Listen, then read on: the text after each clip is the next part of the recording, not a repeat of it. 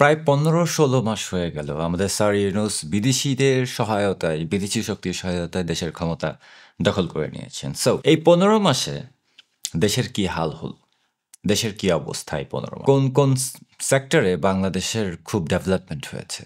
কোন, কোন কাউন্টারে বাংলাদেশ অনেক উপরের দিকে উঠেছে?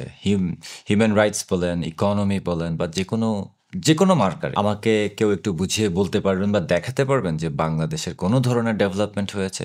বিশেষ করে স্যার ইউনূসের মতো একজন নোবেল বিজয়ী ইকোনমিস্ট এবং শান্তিতে নোবেল পুরস্কার পেয়েছিলেন উনি। সো ইকোনমিস্ট এবং শান্তি ২ টাও যদি একসাথে করি বা আলাদা আলাদাও করি, এই ২ সেগমেন্টে আসলে কি, কি এসেছে বাংলাদেশের জন্য? শান্তি কি, কি এসেছে? মানে শান্তির দিক দিয়ে কি, কি এসেছে? শান্তির আব্বা, শান্তির আম্মা, শান্তির নানা, শান্তির চাচা, আই মিন কোনোটা কি এই মুহূর্তে বাংলাদেশে বিদ্যমান? আমি তো দেখি না। মানে দূর থেকে যা দেখি, তাই তো আপনারাও দেখছেন আমার আমার মনে হয়। শান্তি বলতে কোনো কিছু নাই। রাস্তাঘাটে না শান্তি আছে, বাসায় না ঘরে শান্তি আছে, কোনো ধরনের সরকারি ইয়াতে শান্তি আছে, টিচারদের শান্তি আছে, স্টুডেন্টদের শান্তি আছে, সাধারণ মানুষের শান্তি আছে। আছে নাকি মানে কোনো ধরনের শান্তি? নাকি চারিদিকে শুধু অশান্তি? ফেসবুক আর ইউটিউবে অশান্তির জ্বালায় বাঁচি না। তাহলে শান্তিতে নোবেল পুরস্কার বিজয়ী এই স্যার ইউনূসের শান্তি তো আর আনতে পারল না। এবার আসেন ইকোনমি কোন দিক দিয়ে উঠল? বাংলাদেশের বিভিন্ন ধরনের এই যে পোর্টগুলি বিদেশিদের হাতে তুলে দেওয়া ছাড়া বাংলাদেশের বিভিন্ন রাষ্ট্রীয় সম্পত্তি, খনিজ সম্পদ হতে শুরু করে বন্দর নিরাপত্তা বা সামুদ্রিক নিরাপত্তা সব কিছুই তো বিদেশিদের হাতেই চলে যাচ্ছে। সো আসলো কি? যাওয়ার অনেক কিছুই চলে যাচ্ছে। মানে একে, একে সব কিছুই তো চলে গেল। আসলোটা কি? Anything coming? মানে কোনো কিছু কি আসছে? এত বড় একজন ইকোনমি, রাইট? নোবেল পুরস্কার বিজয়ী ইকোনমিস্ট, বাট কি আনতে পারলো? খালি কয়দিন পর পর পেপারে দেখি, নিউজে দেখি যে অমুকের সাথে অমুক চুক্তি, অমুক দেশ এত বিলিয়ন ডলার ইনভেস্ট করবে, ইলন মাস্কের স্টারলিংক বাংলাদেশে এসে উল্টায় ফেলবে। স্টারলিংকের ওই যে প্রথম, এটা যদিও অনেক আগে থেকে বাংলাদেশে আসছিল, এই মানে এর আগের আওয়ামী লীগ সরকারের আমলে এগুলি আসার প্ল্যান চলছিল, অলরেডি টেস্টিং কিট ছিল। বাট আমাকে একটা বলেন যে স্টারলিংক আসার পরে বাংলাদেশে ইন্টারনেটে কী অভূতপূর্ব উন্নতি হয়েছে? কতজন স্টারলিংকের সেবা গ্রহণ করেছে? আদৌ কি করেছে? বাংলাদেশের মতো ডেমোগ্রাফিতে স্টারলিংকের প্রয়োজন বা স্টারলিংক কতজন ব্যবহার করতে পারবে বা অ্যাফোর্ড করতে পারবে? সেটার কি কোনো কাউন্টার, কোনো ধরনের স্ট্যাটিস্টিক্স কি আছে? কতজন স্টারলিংকের গ্রাহক এই মুহূর্তে? একটু গুগলে সার্চ দিয়ে দেখেন বাংলাদেশে কতজন স্টারলিংকের সার্ভিস নিচ্ছে, স্টারলিংক কতটুকু সফলতা এনেছে বাংলাদেশে। জাস্ট বাংলাদেশের সম্পদগুলি একের পর এক বিদেশে চলে গেল, বন্দর চলে গেল, পোর্ট চলে গেল, সামুদ্রিক খনিজ সম্পদ চলে যাচ্ছে। সেন্ট মার্টিন তো কোথায় কোথায় গেছে আল্লাহ জানে। সবই তো চলে গেল। আমেরিকার সাথে আমেরিকান ট্যারিফ থেকে বাঁচার জন্য কি চুক্তি করে আসলো? সেই চুক্তি এমন একটা চুক্তি যে সেই চুক্তি তারা প্রকাশ করতে পারছে না ভয়ে। একই ব্যাপার ওই বন্দরের ক্ষেত্রেও, সেই চুক্তি প্রকাশ করতে পারছে না, কিন্তু বন্দরকে ট্যাক্স ফ্রি 10 বছরের জন্য দিয়ে দিচ্ছে, অর্থাৎ ট্যাক্সও দিতে হবে না। আইন শৃঙ্খলা পরিস্থিতির কি অবস্থা? মানে জননিরাপত্তা, আইন শৃঙ্খলা পরিস্থিতি গত ১৫ মাসে শুধু ঢাকাতে মার্ডার হয়েছে ৪৫৬টা, শুধু ঢাকাতে। আর পুরা বাংলাদেশে ৪,৭১৭টা মার্ডার কেস, মানে খুন হয়েছে জাস্ট গত ১৫ মাসে। এই হচ্ছে এই মুহূর্তের বাংলাদেশ, যেখানে মানুষকে মার্ডার করা হয় ওপেনলি। ফেসবুকে, সোশ্যাল নেটওয়ার্কে বিভিন্ন জায়গাতে ভিডিওগুলি এসেছে, দেখেছেন না? মানে জাস্ট ক্যাজুয়ালি আসলো, গুলি করে চলে গেল, মরে গেল। এরকম কতগুলি হয়েছে? ২০০ বা ২০০রও বেশি মব কিলিং তো আছে অলরেডি। ২০০রও বেশি মব কিলিং আছে শুধু বাংলাদেশে গত ১০-১৫ মাসে। ২০০টারও বেশি মব। বাংলাদেশকে প্রতিদিনই কোনো না কোনোভাবে দুর্বল করার চেষ্টা করা হচ্ছে। বাংলাদেশের মানে রাষ্ট্রের ভিত্তি এটাকেও নষ্ট করে দেওয়া হচ্ছে। মকারি অফ ট্রায়াল তো হচ্ছেই আইসিটিতে। এগুলি বলার অপেক্ষায় রাখে না। যাকে খুশি তাকে ফাঁসি দিবে, ঝুলাবে অ্যান্ড অল দ্যাট, এগুলি সামনে আসছে, অলরেডি শুরু করেছে তারা। জঙ্গিরা সামলাচ্ছে দেশ, টেরোরিস্টরা দেশ সামলাচ্ছে। স্বাভাবিকভাবে এখন এভাবেই চলতে থাকবে। কারণ খেয়ালই তো করছেন বাউলদেরকে কিভাবে আঘাত করলো, কিভাবে তাদেরকে টর্চার করলো, কিভাবে তাদেরকে পেটালো, অ্যারেস্ট পর্যন্ত করে ফেললো বাউল শিল্পীদেরকে। দে আর জাস্ট আর্টিস্ট, তাদেরকে পর্যন্ত কেউ ছাড়ছে না। ভূমিকম্প হওয়ার পর ঢাকায় মোল্লারা বলছে যে অনেক বেশি নাচ গান হচ্ছে, তো সেজন্য ভূমিকম্প হচ্ছে। আরে বেটা, অনেক বেশি নাচ গান হলে তো এক ভাই ফেসবুকে বলেছেন যে তাহলে তো ইউরোপ আমেরিকাতেই সবচেয়ে বেশি হওয়ার কথা ভূমিকম্প, ওখানে কেন হয় না? মোল্লারা মানে এই জঙ্গি মৌলবাদ বাংলাদেশে এমনভাবে ছড়িয়ে গেছে যে ওই যে নর্মাল ওই কনসার্টের মধ্যে শিল্পীদের এখন দেয়ালে মই লাগিয়ে পালাতে হয়। মৌলবাদ কতভাবে ছড়িয়ে গেছে। বাংলাদেশের অনেক সিঙ্গার, অ্যাক্ট্রেস, অ্যাক্টর, অনেক লাল বদর ওই সময় তো ছিল, রাইট? এই জেনজি, গেঞ্জি অথবা এই লাল লাল বদর এই 24শে আগস্টকে হাইলাইট করার জন্য, টেনে টেনে নামানোর জন্য আওয়ামী লীগ সরকারকে। এখন তারা কেমন ফিল করছেন? হ্যাঁ, মানে এখন তো মানে ওই রাস্তার কুকুরও পাত্তা দেয় না তাদেরকে। দেশ একেবারে বদলে আমেরিকা বানায় ফেলছেন না, নাকি আফগানিস্তান বানায় ফেলছেন? কোনটা এখন কেমন লাগে? আসলে আমাদের বাংলাদেশিদের একটা প্রবলেম আছে কিন্তু বাংলাদেশে অনেক বেইমান, মানে বাংলাদেশের মানুষের ভিতরে অনেক বেইমান আছে, অনেক বেইমান মানুষজন আছে, এত বেশি বেইমান। মীর জাফরের বংশধরেরা মানে অনেক বেশি বংশ বিস্তার করেছে। I am sorry to say, আমি নিজেও বাংলাদেশি, বাট আমার বলতে আমার মানে মানে আমি এইভাবে বেইমানি করে, নিজেদের সাথেই বেইমানি করে, নিজেদের পাছায় নিজেরাই লাথি মারে। বাংলাদেশিরা এমন হয়ে গেছে, মানে আমরা পারি না এমন কিছু নাই, মানে বেইমানি করার জন্য আমরা সব কিছু করতে পারি। যে কারণে আমরা 75 সালে বঙ্গবন্ধুকেই মেরে ফেলেছিলাম, কারণ উনি দেশ স্বাধীন করে দিয়েছিলেন। ওনার একটাই দোষ, উনি বাংলাদেশ নামের একটা রাষ্ট্র গঠন করেছেন, বাংলাদেশ একটা দেশ এনে দিয়েছেন সবার জন্য। এই দোষে তাকে আমাদের দেশের বেইমানরা মেরেই ফেলেছিল। এত বড় বেইমান, যে দেশ এনে দিয়েছে তাকেই মেরে ফেলে। আর এখনো একই জিনিসই হচ্ছে আইসিটি ট্রাইব্যুনাল দিয়ে। 24শে আগস্ট একই কাহিনী হয়েছে, বড় সড়ো বেইমানের একটা গ্যাং উপরে উঠে এসেছে।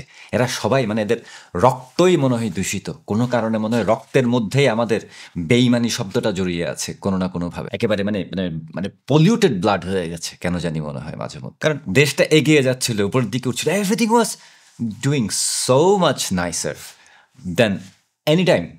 মানে যে কোনো সময়ের তুলনায় বাংলাদেশ একটা ভালো দিকে যাচ্ছিল, বাংলাদেশের একটা প্রেজেন্স ছিল ইন্টারন্যাশনাল অ্যাটমসফিয়ারে, বাংলাদেশের ডেভেলপমেন্ট হচ্ছিল, বাংলাদেশ অন্য আরেকটা ইয়াতে মার্কারে মানে উঠে যাচ্ছিল স্ট্যাটিস্টিক্সলি। একেবারে কোভিডের মতো বড় একটা গ্যাঞ্জাম, বড় একটা প্রবলেম যাওয়ার পরও বাংলাদেশ শক্ত করে দাঁড়িয়েছিল। রাস্তাঘাট, ফ্লাইওভার, এক্সপ্রেসওয়ে, টানেল, নতুন এয়ারপোর্ট, নতুন বন্দর, আই মিন কি হয় নাই? মানুষের বয়স্ক ভাতা, বৃদ্ধ ভাতা, প্রতিবন্ধী ভাতা, মুক্তিযোদ্ধা ভাতা, আই মিন মানুষকে হেল্প করার জন্য সব কিছু দেওয়া হয়েছে। গৃহহীনদেরকে গৃহ দেওয়া হয়েছিল, ঘর দেওয়া হয়েছিল, রাইট? মানে বাংলাদেশ ওই লেভেলে চলে যাচ্ছিল, কিন্তু না, এগুলি হজম হয় নাই। কিছু বেইমান বাংলাদেশের এক হয়ে নিজেদেরকে নাম দিয়ে দিছে জেনজি। আমরা এখন পরিবর্তন চাই। জীবনে তারা আগে কি হয়েছে দেখে নাই, মানে মানে they have no idea what, মানে বিএনপি বা জঙ্গিদের শাসনামলে বাংলাদেশের কী হাল হয়েছিল, এগুলি কিছু দেখে নাই। কিন্তু না, তাদের হঠাৎ করে মনে হয়েছে যে তাদের শরীরে যে বেইমানির রক্ত আছে এগুলি এখন অ্যাক্টিভেট করতে হবে, বেইমান সেল যেগুলি আছে এগুলি এখন অ্যাক্টিভেট করতে হবে। সো তারা সেটাই করলো, সবাই মিলে আওয়ামী লীগ সরকারকে নামালো। সব বেইমান মিলে একসাথে হয়ে, সব স্বাধীনতার বিপক্ষের শক্তি একসাথে হয়ে বেইমান সবাইকে নামালো, মানে বেইমান আওয়ামী লীগ সরকারকে ক্ষমতা থেকে নামালো, শেখ হাসিনাকে দেশ থেকে যেতে হলো। সো এখন এই বেইমানির মানে হোয়াট ইজ দ্য রেজাল্টটা কি? করলেন সব কিছু, বাট এখন রেজাল্টটা কি? এখন কেমন ফিল হচ্ছে? রাস্তাঘাটে তো বেরো হইতে পারেন না আমার মনে হয়, রাইট? বেরোতে পারেন রাস্তাঘাটে? কোনো সিকিউরিটি আছে? আপনি নিজেও জানেন না আপনার ঘরের সন্তান জঙ্গি মৌলবাদে জড়িয়ে গেছে কি যায় না। গ্যারান্টি দিয়ে বলতে পারি আপনার কোনো আইডিয়াও নাই যদি হয়ে থাকে সেটা। এমনিতে টাকা পয়সা ইনকাম এগুলি হচ্ছে তো, নাকি ওভাবেই আছেন? কিভাবে আছেন? গত 15 মাসে আপনার কি উন্নতি হয়েছে? গত 15 মাসে আপনার কি লাভ হয়েছে? বুঝায় বলতে পারবেন?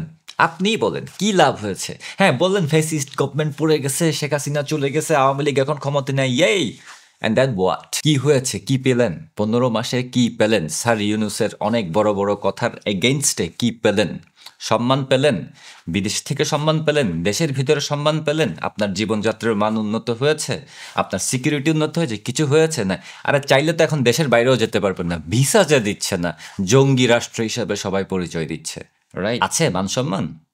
ওই যে বললাম বেইমান, আমাদের রক্তের মধ্যে বেইমানি ঢুকে গেছে, আমাদের ব্লাডের মধ্যে মনে হয় কোনো জায়গায় কোনো একটা সমস্যা আছে, আদারওয়াইজ কেমনে বারবার এগুলি করি? এখন দেখেন আইসিটি ট্রাইব্যুনাল করে শেখ হাসিনাকেই ফাঁসিতে ঝুলাই দেওয়ার চেষ্টা করা হচ্ছে। I mean what the hell man! বেইমানি করো করো ভালো কথা, মানে বেইমানি করতে করতে মানে এটাই হচ্ছে বাংলাদেশ। বাংলাদেশ এই জন্যই উপরের দিকে উঠতে পারে না, কারণ বাংলাদেশে অনেক বেইমান রয়ে গেছে, বিশেষ করে মুক্তিযুদ্ধের বিপক্ষের শক্তিগুলি রয়ে গেছে, জামাত শিবিরের মতো বেইমান মুনাফেকরা রয়ে গেছে, শয়তানরা রয়ে গেছে, ডক্টর ইউনূসের মতো মানে বেইমানরা বাংলাদেশে রয়ে গেছে। ডক্টর ইউনূস কি মানে দেশের জন্য কি করেছেন?